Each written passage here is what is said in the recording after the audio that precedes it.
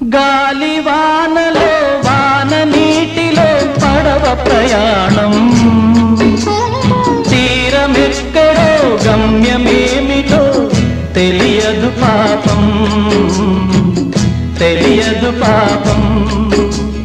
గాలివానలో వాన నీటిలో పడవ ప్రయాణం, తీరమెక్కడో గమ్యమేమిటో తెలియదు పాపం, తెలియదు పాపం.